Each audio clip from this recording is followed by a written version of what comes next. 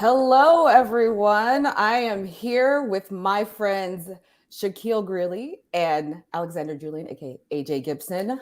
I am Sarissa Thrower. I work in communications at Instagram. Shaq, AJ, welcome. We are so happy you're here. Um, I'm gonna jump right in and basically give y'all the chance to tell us a little bit about the Land of Milk and Honey, the project itself, and then we're going to show everyone a little bit about the project with the video. So let's kick it off. AJ, I'm going to kick it to you. Sweet. Thank you for having us. So the Land of Milk and Honey is a photo and interview series that Shaq and I put together, really to highlight immigrant stories in America. It came about during a time, in the middle of I thought of it before this, but this was something that really inspired the middle of Trump era, when there was a lot of conversation around and a lot of rhetoric around going back to where you come from or going back to where you came from. And it was kind of really unsettling for me. I'm an immigrant. I'm a child of an immigrant. My mother and father are Nigerians, are Nigerian. And one of the things I've always loved and thought was the best part of America was the fact that, it's a melting pot, some place that, anybody could come and experience the American dream, the concept of the American dream. And so growing up and seeing all this rhetoric about going back to where you come from and all these things that were so opposite of what it is I thought was great about America made me realize that I think it was something that we needed to reassess. And so we need to reassess, how true this American dream still was, and if it was true, who exactly has access to it. Oh, I don't know if Shaq wanted to throw something else in, but yeah, it's really exciting to be here. Thanks so much for having us to the Black House and to Sarissa. AJ, you pretty much covered it. My mother is Jamaican immigrant, so I'm first generation on that side as well, and kind of my entrance into the project as well was coming from this point of looking to kind of question what is this country, who are the people that come here, what are they looking for, why do they come here, and really just thinking about all of these things that we talk about, land of immigrants, melting pot, and whatnot, through a really critical lens, through creative mediums that we're both specialists in. Love that. Yep, I had myself on mute. But with that being said, I'm going to go ahead and cue the video so we can give the folks a little bit of insight what exactly we're talking about here with the Land of Milk and Honey. Let's roll. It's really difficult to identify one part and say this is Colombian culture. It's not. It's so many different things. The history is in the music. The music tells you who was where and why and what. Music is the medium that allows us to connect the past with the present and the future as well. And that's how we learn who we are.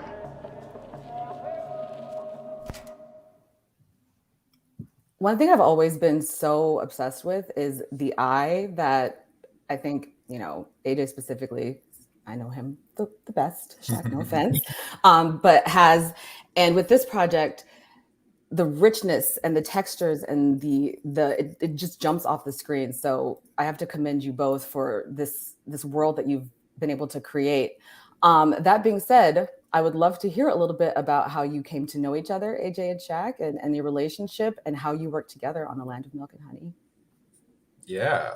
Well, AJ and I met at GQ magazine. We both, we Men of Style, two Men of Style. Yes. We love it. Okay. I think we overlapped there for about 2 years. Was it, AJ? Yeah, something like that. Yeah. And to me, I feel like we hit it off pretty immediately, and we're working on projects together pretty immediately because we were both young, hungry, and we're kind of I think we were both in positions where we were just we just need to make it happen for ourselves. So let's just go and get after it. And I remember working with AJ on a shoot for Chronix, who's an amazing reggae artist, which was a story I kind of ideated, pitched, and came up with video concepts and all this. And I was like, I need someone to help me with the clothes. And AJ was like, I got you. And he crushed it. Chronix was so happy with all the clothes. If AJ's gonna do one thing, it's dress somebody. Yeah. We do love to see it. Okay. Mm-hmm. All right. And also I just, Shaq and I were, I think we also connected just because of, obviously we were one of the two of the Black guys at GQ. Yeah. And I think that was,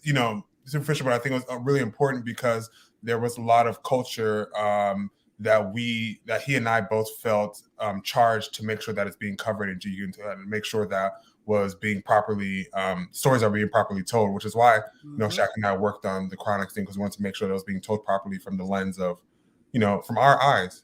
Yeah, absolutely. Exactly. That we really connected, and which is why another reason why I thought it was something that it was a great opportunity for Shaq and I to kind of join together on this project, because I think we both have an eye for these things because we are from families of immigrants.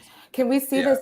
We have some photos that we wanted to show the crowd or the audience as well. We have a photo, I believe, from the most recent. Yes, we just did for Latinx Hispanic Heritage Month, another iteration, which is actually our second project that Land of Milk and Honey and Instagram collaborated on. AJ, can you tell us a little bit about these people that we featured and what the thinking was going into Latinx Hispanic Heritage Month? I know there was a different take with wanting to feature specifically Afro Latinx folks. So I love this these images together because on the left we have our Afro Colombian family, and on the right we have our Cuban family, Afro Colombian in Queens, New York, and then our Cuban family in Hialeah, Florida. I think one of the major parts of this project was to talk about the contributions that these cultures have made to the land, and to American land specifically. So we shot the Cuban family in Hialeah, Florida, where there's tons of Cubans and Cuban culture, and where this family, we shot this young lady and her grandparents and her cousins in their neighborhood that their family lived there for I think 30 plus years. 30 years. Had their grandfather worked at the Cuban grocery store down the street. Their whole family took over this apartment complex. They didn't own it, but every generation of the family had at some point when they came to Cuba lived in that apartment complex. And it was just like kind of spoke to, I think, kind of the things that we've sown into this country as immigrants and children of immigrants, and how we are reaping, the fruits of our labor. And so on the left, we have our Afro-Colombian family. I thought it was really important because it's in this concept, or the idea kind of came, well, I mean, we had thought about it before, but what's the name of that? Forgive me for not remembering the name of this film. It was the film that I think Lin-Manuel Miranda was a part of. In the Heights. In the Heights, yes. Where, there was a large discussion about how the representation. Afro Latinx people had been erased from that from that story. And so we really wanted to make sure. I mean, we thought about it before, but it was another push to make sure that we kind of highlight Afro Latin people in New York specifically. And because Shaq and I both live in New York, and we see Black and brown Latin people every day and interact with them. And so it's crazy to know that a film highlighting a Latinx community in New York would omit these people. And so we wanted to make sure to highlight them. So this is Tiffany Sanchez, who we shot with her father and her little baby brother in New York.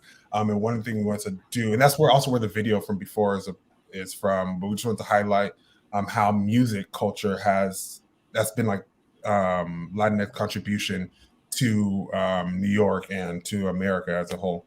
Amazing. I want to go way back in time to when we first launched. Now, AJ, obviously there's some history here with Land of Milk and Honey.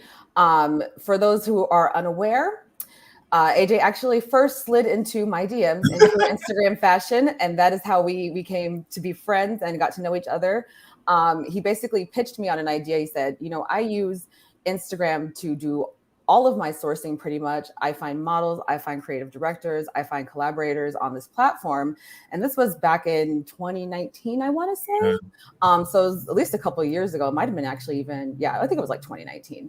Yeah. We're in 2022 now. Whew, time flies when you're having fun. But, we had some plans to do some stuff in 2020, and I think we all know what happened that year. So things got pushed back. But long story long, we were able to finally launch the first iteration of Land of Milk and Honey actually on July 4th, Independence Day, here in the States. And I think if we're going to cue the second photo at this point, we can show a little bit about some of that first iteration. These are some of the first photos that launched with that. initial run, and specifically one of the first families, AJ, you mentioned you were Nigerian, and how much that meant to you to kind of be able to shoot. I believe you shot these families in your home city of Houston. And I would love if you could just talk a little bit about that. And then obviously back during launch time, Shaq, you know, the branding, the editorial look. What I'm getting at here in essence is I think a lot of times when we think about, you know, new mediums or emerging mediums, even though social media is about as old as time now, how do you think about these stories and how they might translate creatively, format wise, to linear television, film, and or other formats? Actually, Shaq, I'll kick it to you first.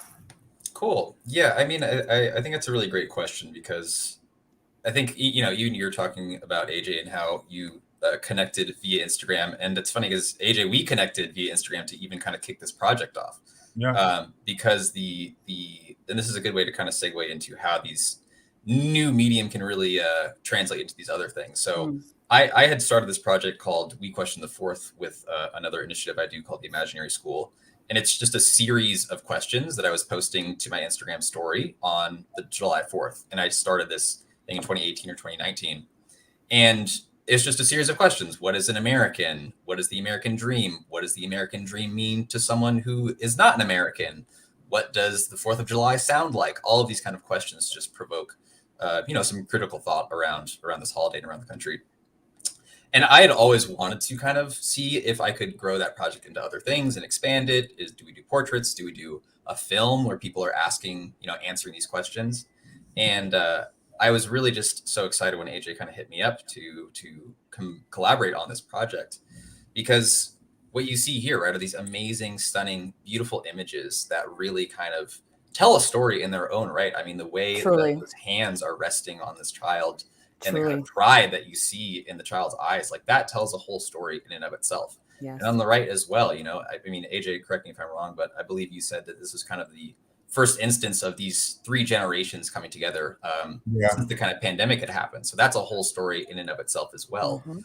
But that being said, what I love about this project so much is you have this story that's told in an instant in these images, and that's then paired with these kind of interviews that expand and kind of tell more of the story deeper behind the surface of all these people. And I think that combination of really thinking about how to capture, you know, these people in a way that's beautiful, but also incredibly dignifying is really important visually. And then figuring out how to also give them the space to like really talk in a way that is unfiltered.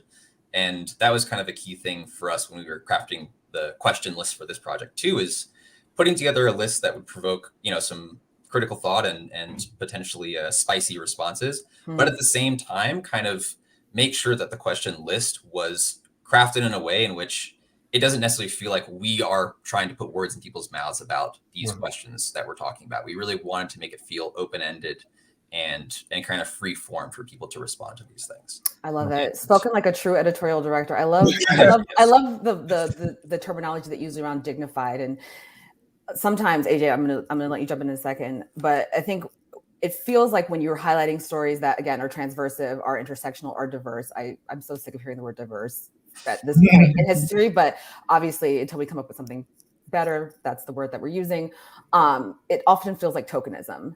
And the thing that stuck out to me about this project in particular was that it didn't feel tokenism, but it highlighted clearly so many different perspectives and experience. Like you can tell just by looking at the photos that even though these people may look like me, may look like AJ, their lives are not necessarily the same, but there is also a shared sense of community and experience. And you can see yourself almost a little bit in every photo, especially if you've had something like an outsider or immigrant or experience where you've had to join from a different place or time or space. AJ, you had 100%. A thought?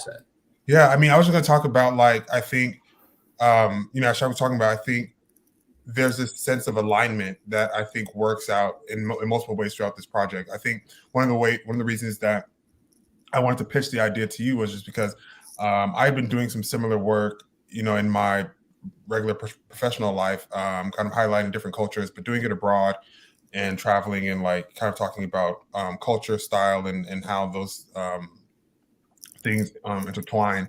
But I just realized, again, with how you and I started talking, was like, I found myself scrolling through Instagram to find, when I went to a new country, I would scroll through Instagram to find designers, to find models, literally using hashtags to find, and not even, and most of my work is typically with real people, not all models. So it's like searching through hashtags to find like real. So when you say models, you literally just mean people who absolutely like who will pose for you on camera. Exactly. Okay, got it. Model means anybody. So yeah, I was like using Instagram to do all these things, using the saved feature to I literally had I think right before the pandemic started, I was in India. I literally had an India folder that was literally designers, photographers, models, just business people, entrepreneurs, whichever. And it's as I was like doing that in Scrum, I'm just like, oh my God, what would I do without this app? I was like, how would I catalog all this information or even find this information without this app? And so that was one thing that made me kind of seek this partnership with Instagram, because I feel like it aligned. And I think that's one thing that I think as you have like a creative idea and you're looking for resources and support, I think it's important to look for resources and support in places where they align and where they make sense. And even as you're looking for partnerships, I reached out to Shaq to partner with this because his project that he had already been working on and the idea that I had, I felt aligned together. He was talking about what it means to be American, and I was talking about being an American and the different ways that Americans look and different way that American lives lead. So I think that those things align, and that's why they all worked so perfectly. And I think that's one thing that a lot of times when in search for money or in search for support or partnership, we kind of forget to look for. We try to make things just fit, just to get the bread from the company that is offering it. And so I just wanted to kind of talk about that a little bit. Yeah. What I'm hearing is that in addition to that, we often forget that these social media platforms are also the social part of it, essentially. So it's not just one-way communication. This is me talking about, from my PR theory background. The world now operates in a two-way, at least. Sometimes it's three-way, because anyone who's ever been on Twitter knows that yes. you will be having a conversation and here comes seeing the end of the conversation.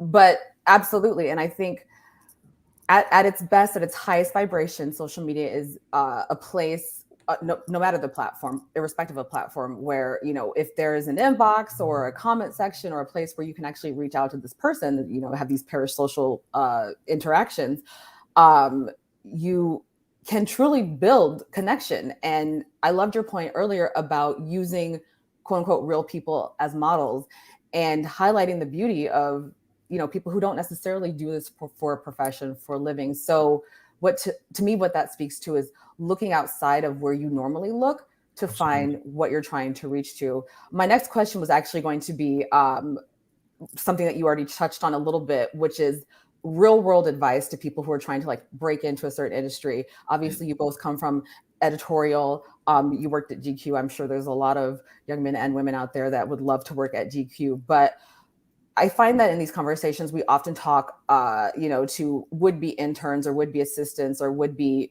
production assistants or what have you. I want to know what you two would say to the folks in charge about the necessity for these, again, cross-cultural transversive storytelling types, and how that ties, frankly, into their bottom dollar, their bottom line, and the justification for the resourcing there. And while you're doing that, I'm also going to cue our final photo from, I believe, again, the earliest iteration of this project, and then we'll have you jump into a little bit of that too. Cool.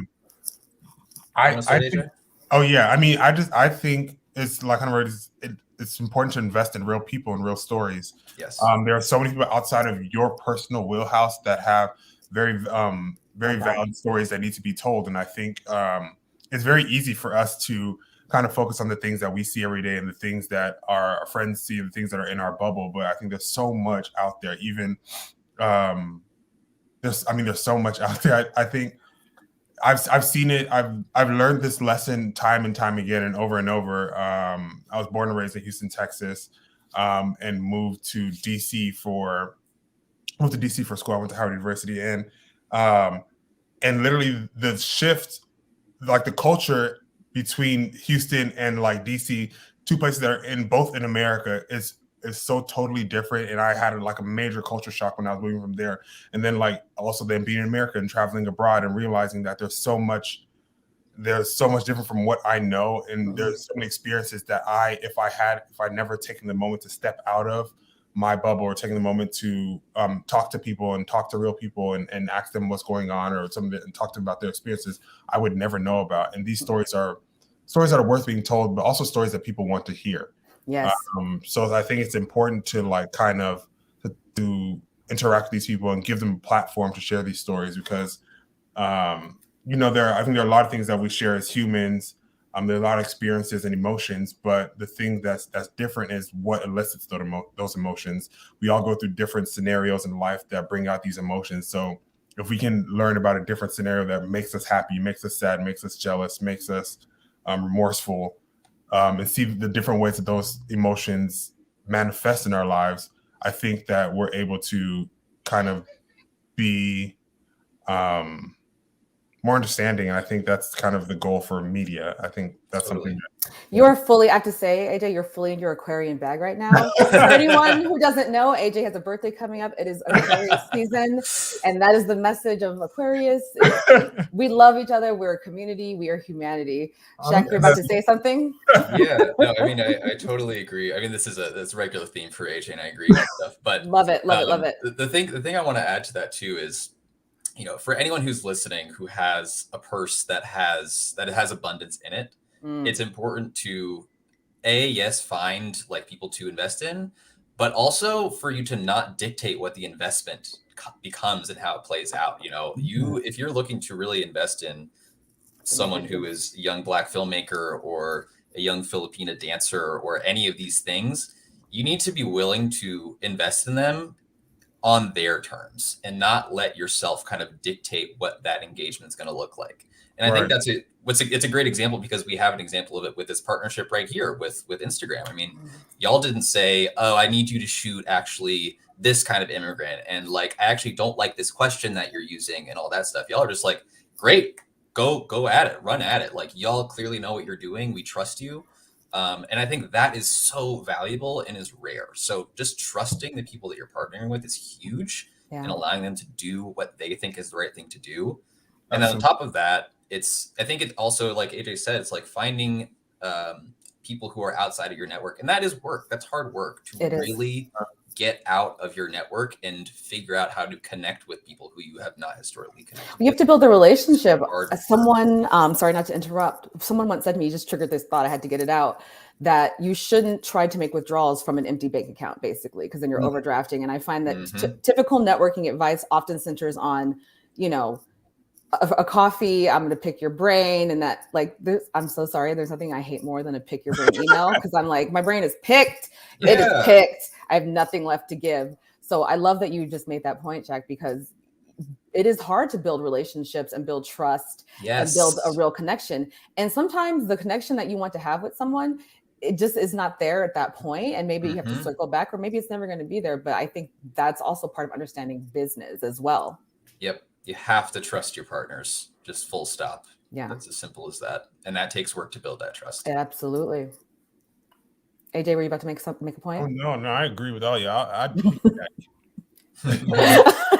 piggyback. All right. It's like we're in a meeting here. This is like a Zoom call. Okay. So on the flip side of that, now we're talking a little bit more about the business side of things. If you are talking to, again, the would-be interns, the would-be, screenwriters, pitchers, etc., what is something someone should never do if they want someone to adopt their creative vision? So you're coming to me, someone who works Instagram, maybe I have a little bit, just a tiny bit of budget to give, and you've got a project called The Land of Milk and Honey, and you want me to help you create it with funds or with access or whatever. What should someone never do if they want someone to trust them and buy into their idea? I mean, one thing is to just be kind of. I mean, we never say never. Let me caveat that we never say never. But what's generally speaking a bad idea? Just let me phrase it that way. Without confidence and without knowing what you're talking about. I think that's what AJ showed me the pitch deck already that he was working on like ages ago, and I was like, wow, you're really, really ahead of it. That's great. Like, these are all the things that I would have loved to have put together for a pitch deck too. But it's like going in and being prepared and knowing what you're talking about and having like a tight proposal.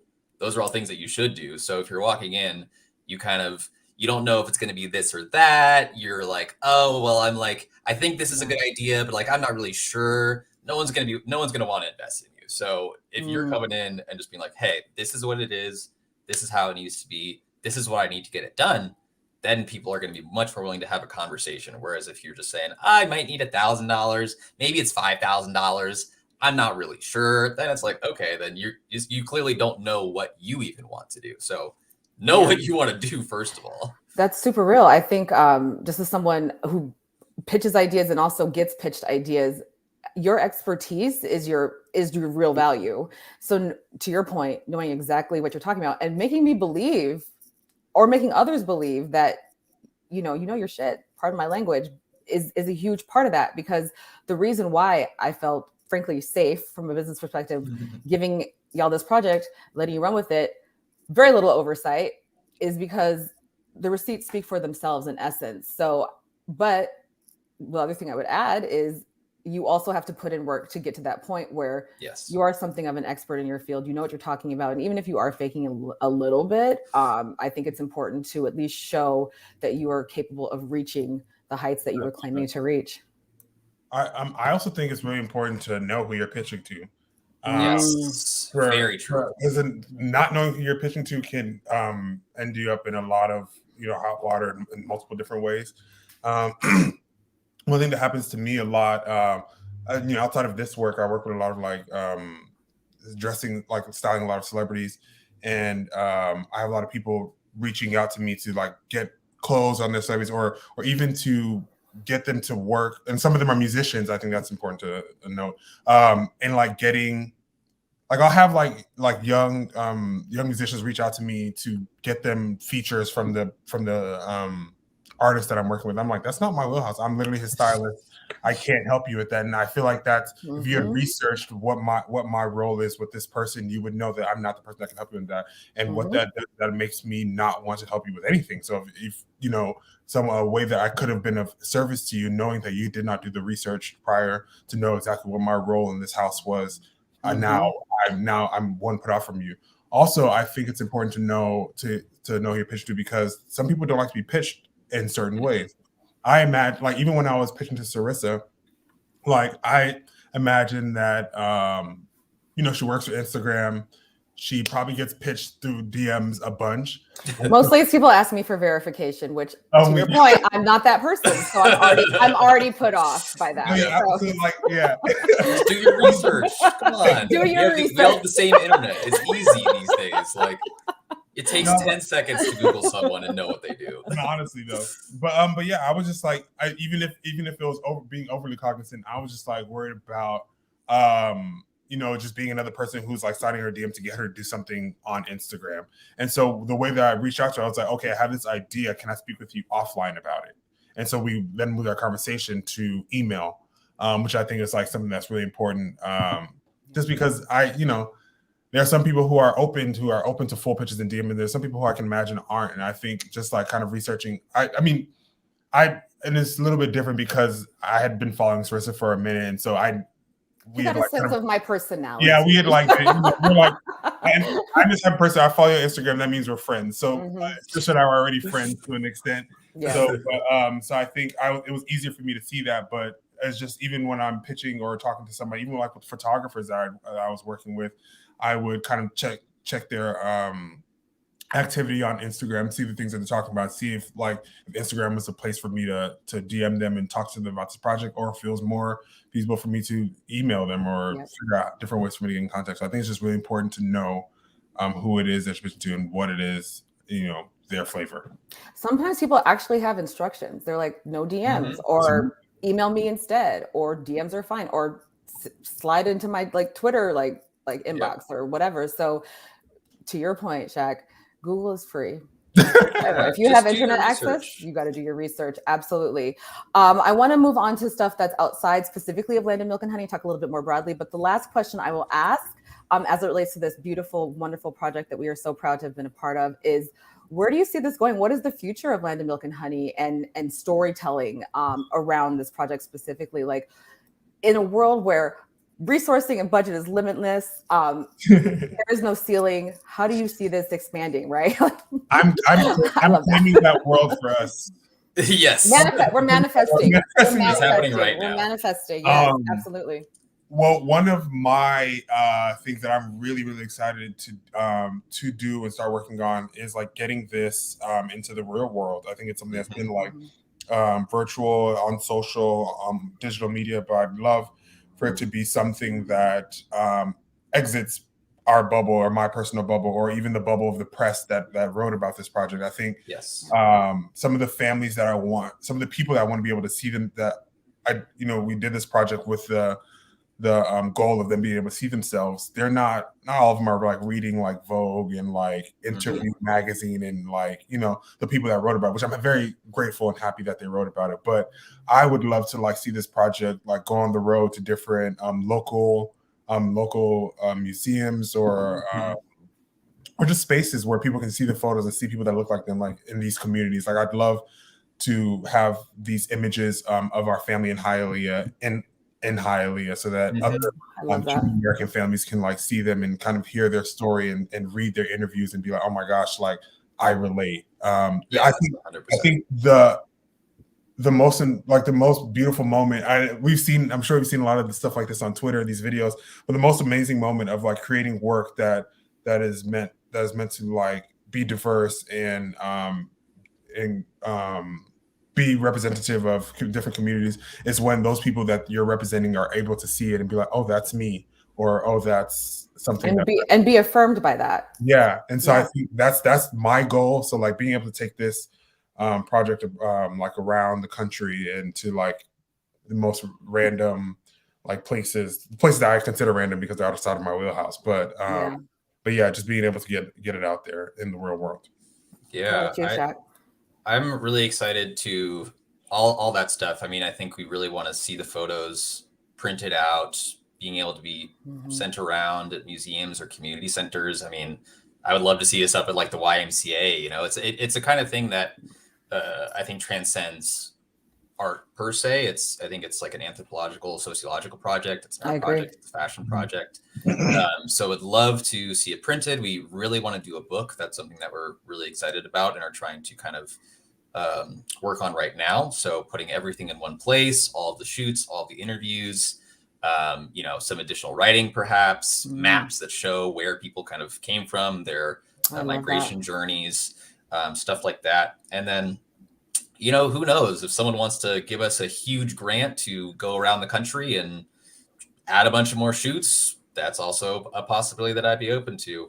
AJ might feel differently because he's been running around a lot, but I think that's what's so exciting about this project is it could expand in any number of ways. Like I mentioned earlier, I had always wanted to do a film for We Question the Fourth of can we gather 76 Americans and ask them one question each and see how that goes. And I think there's ways in which this project could expand into that realm as well. So in the immediate future, definitely get it printed, have it in the real world and spaces, and get a book done. And beyond that, we'll just have to wait and find out. The sky's the limit. Let's continue to manifest. I'm in favor of everything that you both just said, for the record. So pivoting out, related but not specifically to Land of Milk and Honey. Obviously, we're talking about things like Web3, NFTs, and we talk about Black House and Sundance Film Festival, and obviously film is a more traditional medium and in a traditional industry. How do you, based on what you know, I don't claim to be an NFT expert, crypto expert, Web3 expert myself. I don't know if you two do, that's your business, but I would love to hear a little bit of, while we're here, a little bit of speculative talk as it relates to this audience about, the metaverse. I do work for Instagram. NFTs, Web3, and how you think things like Land of Milk and Honey or film or creation or transversive storytelling might manifest in that world, or what you hope it manifests as. What I'll say at the top of this is that a lot of what I'm seeing already in storytelling is manifesting as like, okay, so we have these avatars, we're in a space where, it's either augmented reality or it's a combination of in real life and VR, virtual reality. and it just feels like more of the same, except now all my clothes are digitized and Yes. I have to pay real money to get fake money Yeah. to buy fake clothes. So help me understand what you think about that. I mean, I have a lot of thoughts. I'm kind of a huge person who's interested in Are you a digital crypto art bro, stuff. Shaq? No, I'm quite the opposite, actually. Okay. I think when it comes, so here's kind of my quick spiel, right? I think when it comes to things like cryptocurrencies, NFTs, etc., as someone who's interested in art and creation, I'm not particularly interested in finding new ways to commodify creative works. That's not something I'm Say that louder, please. Thank you. Okay. That being said, I am interested in ways in which like digital experiences can bring us closer together in more ways. I've been playing video games since I was 5. So you want to talk about the metaverse, I can talk to you about Fantasy Star Online or Animal Crossing or any number of the games. Star Online. Yeah, exactly. So I do think when it comes to like things like the metaverse, quote unquote, or just any of these virtual experiences, I think video games are an area that everyone should be paying a lot more attention to as a storytelling medium, and just as this really future forward interactive medium. I think it's really fascinating. So I'm interested in that stuff. And then I'm interested in largely looking at how new technologies can be used to, do things like, I don't know, do we all really need passports anymore? Is that something that can be verified through a blockchain server or services? Again, less interested in the money aspect and more interested in how we can use these digital things to really bring us closer together and bring us closer to this really digital world that we're all living in to improve our daily experience. Absolutely. Exactly. I mean, I don't have much experience at all, but outside of video games. But there was just this one thing that I'd realized after doing some research that kind of made me want to be more open to like new media and things that seem new and scary, and to treat them as if they're not scary anymore. Like when I guess cameras had first been created or whatever, I read that a lot of painters and people who had used like the previous medium thought that it was something that was new and it was fleeting, that it wasn't going to stick around, as something that we shouldn't be paying attention to. And now photography is something that is like a hard staple in our world. And so I think I imagine before hearing this story, I'd be the type of person, but oh no, I'm gonna stick to like painting or like focusing on this medium and shunning this thing that was new, shiny, and scary. But I think it's important to kind of welcome new media and to kind of, and I think try it out within reason. I think my background's in fashion, so like a lot of my experience in the fashion, we talk about. There's a designer that during the pandemic, her name was Hanifa. She's a Black designer in Baltimore, Maryland. She was really like a smaller designer before this, but during the pandemic, she did a whole virtual. She's one of the first people to do like. I think she might have been the first. Yeah, she's definitely. It was pretty early on, and it was. Yeah. That she did a fashion whole show like was a moment. Virtual show, and I mean and it was amazing. It's everywhere about it, and it was completely everywhere. And I think that's like a way that not shunning what's new and not shunning new technology can get you kind of ahead and kind of get you ahead of the group. So I think it's really important to try these things out. I think like within reason. Understood. I don't know why you're leaning in. I'm not in charge of that. I think the Hanifa point is an interesting one, though, because she was in a lot of my decks even at that time. But what that pointed to for me as well is obviously born from necessity, especially at the beginning of this pandemonium. When we had less insight about, how it spread, what caused it, the vaccines weren't available yet, et cetera, and we were all just inside the house. Creative people still wanted to be creative. So she found a way out of necessity to kind of still share her message, share what she was doing, and get an amazing amount of attention and mind share for it. And after that, I started seeing her designs on Tracy Ellis Ross, I think, was in one of her designs. I have a Hanifa dress or two. But, I like, obviously, if you know, but I think the proliferation point started to kind of like balloon out from there. And it's because she turned to innovation, she turned to creativity, and she turned to like, I got to figure out how. and I'm going to do it in a way that's not necessarily been done before. Maybe it will work, maybe it won't, because I imagine a lot of 3D rendering, like, it took a lot of time, but she got it done. And that's, to me, that's the essence of creativity. You said a word earlier. You were talking about out of necessity, because one thing I do talk about a lot is how resilient we are as people, and I'm just like, that was a word. I just want to acknowledge that was a word. You gave us a little sermon, right? On a yeah, 100%. I was just going to add. Yeah, I was just going to add one more thing, because I really love that you made your connection, right, of that virtual show to like it existing in our physical reality. And I think that's like the other last major thought I have on all this stuff is, as someone who loves virtual worlds and spending time in virtual worlds and building things in digital space, I think it's also really important to not forget that we are human people. We have with real physicality. Yes, and, you know, like even things like blockchain, all these things, like it's great, but if it's negatively impacting our physical world, then that's something that should be reconsidered and reevaluated. So it's like always remembering that we are humans who exist in space, and no matter how inside the house we have to be, we are still a physical being inside a house somewhere. So, you know, figuring out how to use these physical technologies to connect each other and make it easier for us to come together in digital space, but also out in the physical world. We are alive, and I don't necessarily want to live in the world of WALL-E myself. Exactly. That's exactly how I feel. This is great. I'm feeling juiced up. We've got a few minutes left in this conversation.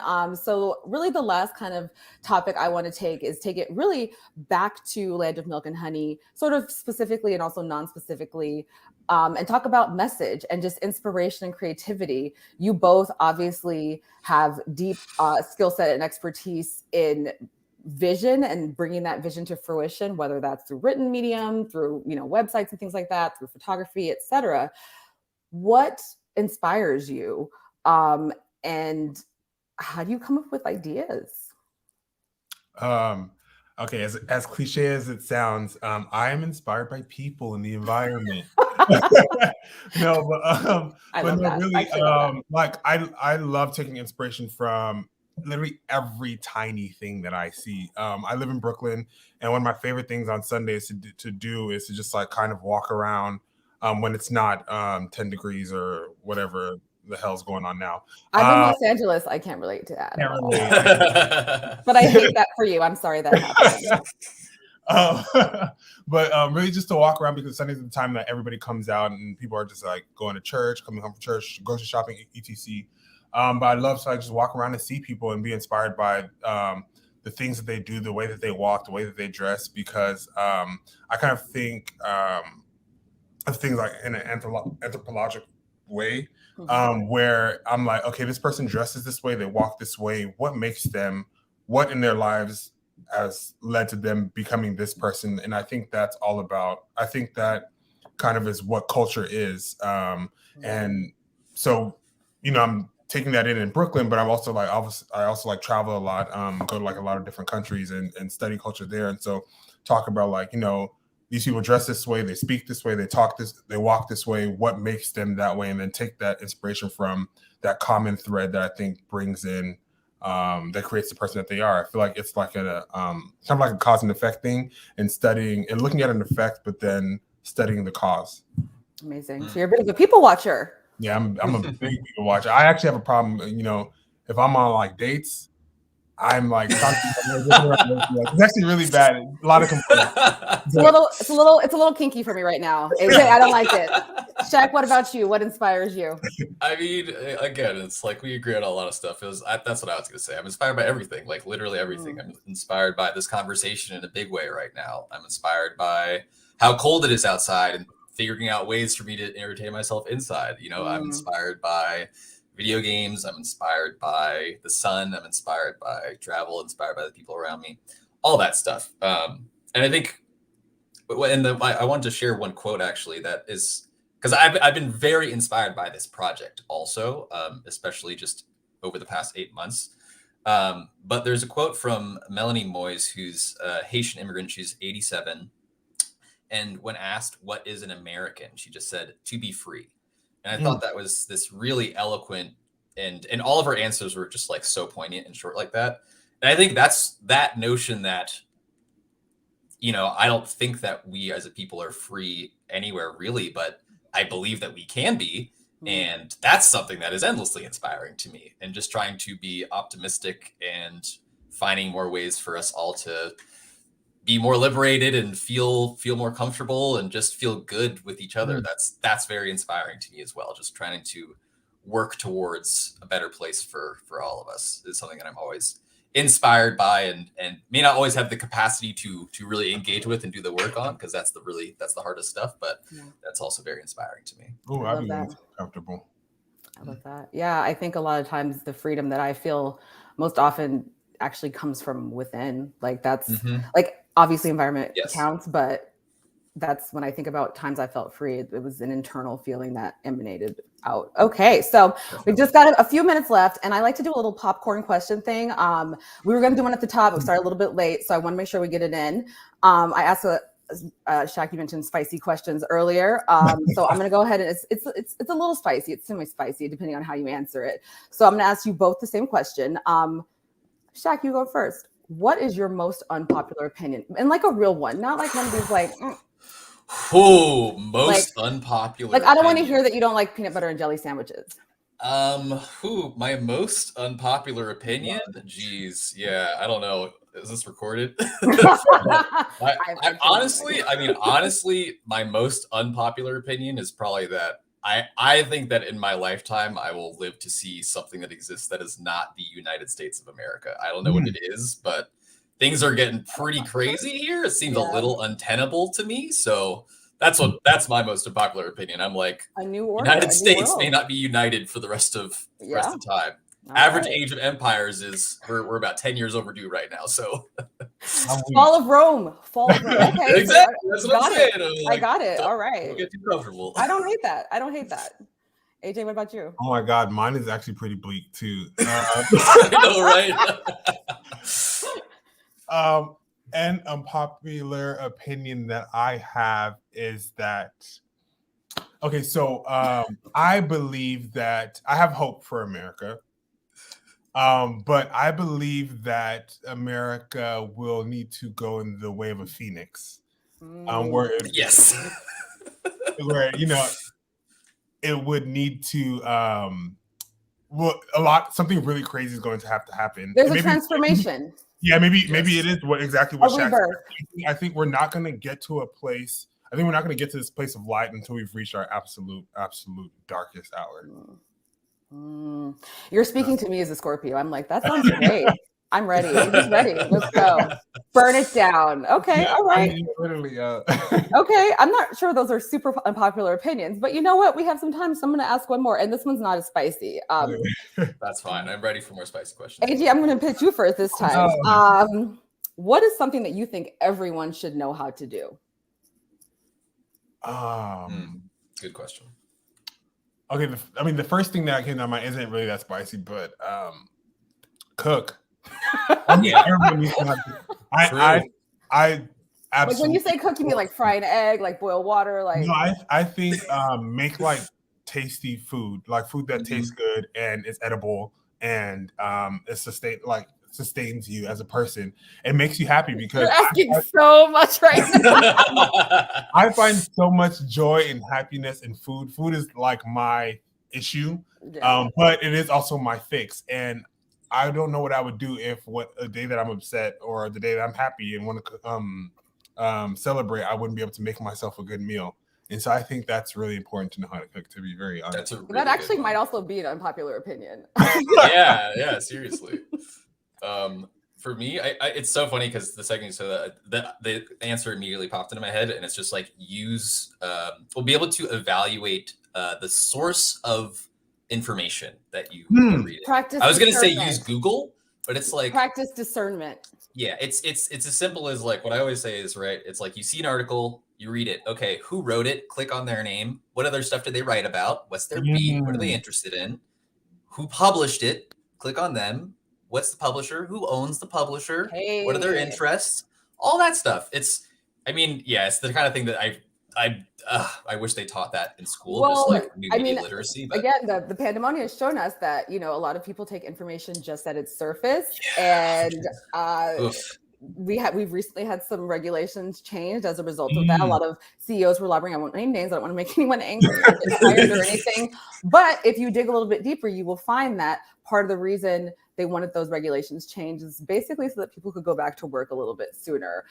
Studies have been done proving this. You find out who funded the studies. It's companies like Boeing and things like that. Exactly. But we don't have to talk about it right now. It's conversation for another time. It goes back to the beginning.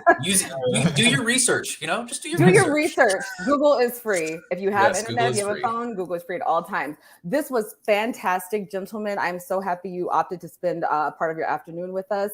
We thank you for your time. We thank you for your creativity. We thank you for your grace. And we are grateful. AJ, you're lucky I didn't sing happy birthday, but happy birthday to you. Oh, sweet. My dog said he found out about Hanifa. All right. We love to see it. That. Amazing. Shaq, you're a diamond among men. Thank you so much. Thank right. You, that was great. Thanks. I think that's it for us. Thanks, everyone. Have a lovely day. Bye.